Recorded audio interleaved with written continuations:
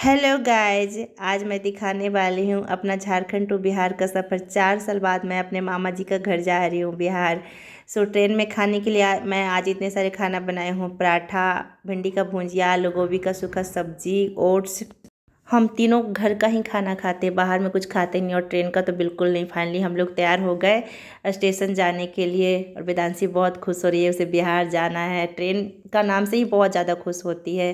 वेदांशी देखिए किस तरह से खुश है। वेदांशी के पापा कुछ सामान पैक कर रहे, देख रहे कुछ छूटा तो नहीं। हम लोग भगवान जी का आशीर्वाद लिए, टीका लगाए। उसके बाद हम लोग अपना लाइट ऑफ कर दिए रूम का, और बाहर लॉक करके हम लोग निकल दिए स्टेशन के लिए। दूसरे बाइक पे मेरा भाई और आशी का फ्रेंड थे। हम लोग को स्टेशन छोड़ने जा रहे थे, और हम लोग फाइनली स्टेशन पहुंच ही गए। बहुत लेट हो रहा है, बहुत लेट। पता नहीं ट्रेन पकड़ाएगी कि नहीं, लेकिन ट्रेन आ चुकी थी टाइम से, और हम लोग भी पहुंच गए थे बस 5 मिनट पहले। रांची स्टेशन आ गए, और हम लोग भागते हुए ट्रेन की तरफ जा रहे। वेदांशी के पापा वेदांशी को लिए हुए और भाग रहे, और मैं कैमरा लेके भाग रही थी। और फाइनली हम लोग पहुँच गए ट्रेन में।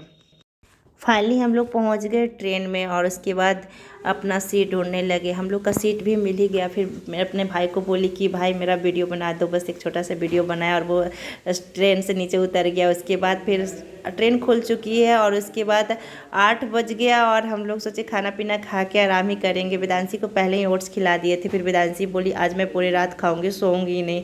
फिर वेदांशी किसी तरह लेज वेज कंप्लीट की। उसके बाद मैं बोली बेटा सो जाओ, फिर स्टेशन आएगी तो उठ जाना।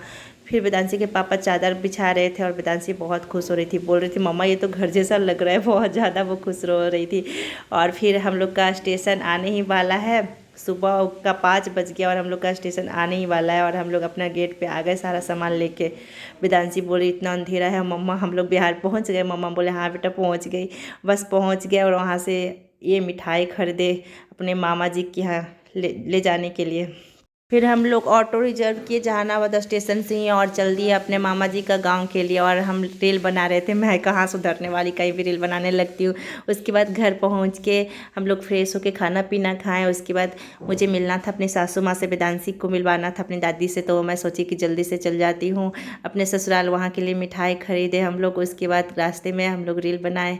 हम सूट पहन के ही जा रहे थे, क्योंकि कंफर्टेबल लगता है सूट में, साड़ी में मैं नहीं बैठ पाती हूँ बाइक पे। उसके बाद मैं अपनी सासू माँ से मिली, 4-5 घंटे साथ में रहे।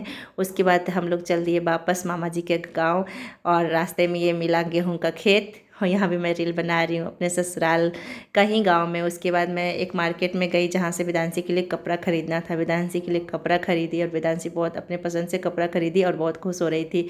फिर बहुत ज़ोर से प्यास लगी थी, हम लोग जूस का ठेला ढूंढे, नहीं मिला। फिर गन्ना का ठेला मिला, फिर हम लोग गन्ना का जूस पिए, और बहुत टेस्टी लगा। हम लोग 2-2 गिलास पिए वहाँ पे।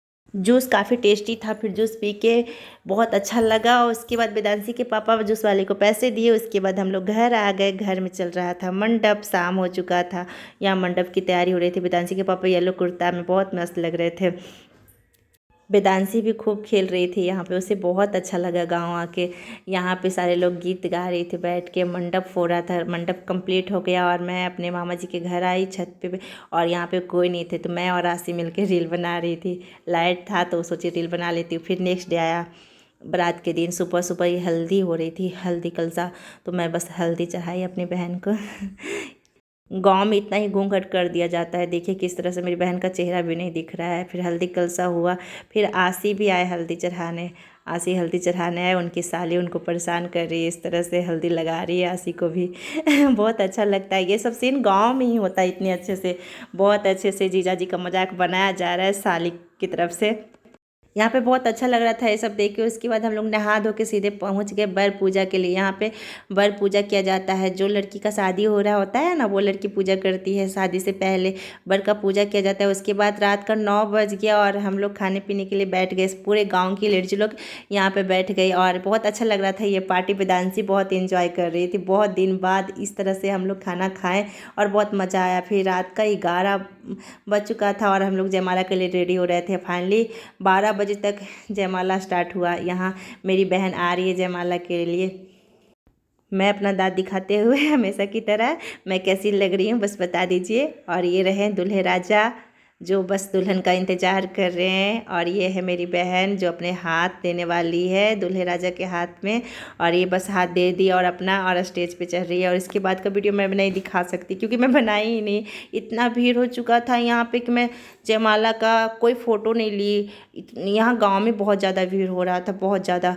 फिर मैं रात को भी शादी नहीं देखी क्योंकि वेदांशी बहुत परेशान कर रही थी और मैं सो गई क्योंकि मुझे अगले दिन निकलना भी था रांची के लिए। सो मैं सुबह गई और अपनी बहन को तैयार की अच्छे से, उसके साथ फिर रील बनाई। मेरी बहन इस तरह से हंस रही, कितनी प्यारी लग रही है ना शादी के बाद। उसके बाद फिर आ गया विदाई का टाइम, इस तरह से विदाई स्टार्ट हो गया। मेरी बहन रोने लगी और यहाँ पे इमोशनल मोमेंट हो गया। मैं ज़्यादा वीडियो नहीं बना सकी, बस थोड़ा सा ये क्लिप बनाई। उसके बाद वीडियो बनाना बंद की। उसके बाद पूरे दिन निकल गया। फिर मैं अपना ट्रेन पकड़ के रात को उसी दिन विदाई के दिन ही मैं रांची के लिए निकल दी। मैं वेदांशी के पापा बहुत थके हुए थे, आँख देख रहे हैं, बहुत नींद है हम लोग के आँखों में। फिर हम लोग सोए, जो सुबह उठे डायरेक्ट रांची स्टेशन पर। Bye bye.